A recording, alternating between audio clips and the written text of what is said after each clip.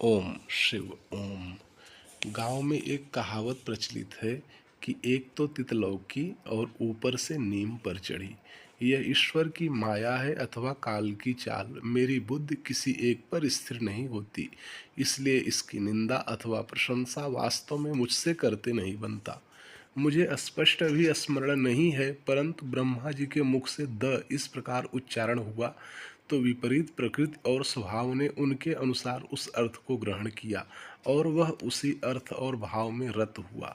विचार करो, यह युग अथवा कालखंड किस प्रकार का है। अविद्या मानो इसके चरम को स्पर्श कर रही है।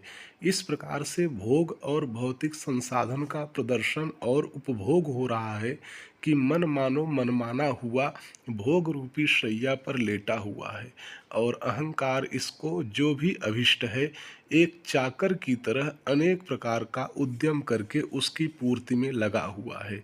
यही कलयुग है। कथा हमें क्यों सुनाई जाती है, वह अगर वह कोई और है।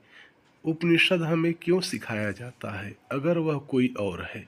सही मायने में वह ही तो यह होकर यहाँ इस प्रकार त्रिविध ताप से संतप्त और विक्षिप्त है। अब जब वह यह बार बार सुनेगा, गुनेगा और धुनेगा तो वह तो उसी को सुन रहा था और वह यह नहीं बल्कि वही था। उसका उसे स्मरण और साक्षात्कार हो जाएगा। अध्यात्म में प्रमाण एकमात्र सतशास्त्र और गुरु है।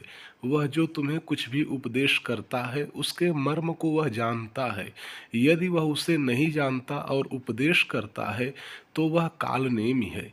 जानने का अर्थ है कि वह यदि कोई उस मार्ग पर चलना चाहता है और वह कोई जो उस बात का उपदेश करता है तो उस अन्य को उस एक का अनुसरण करके उसको उसका अभिष्ट प्राप्त होता है।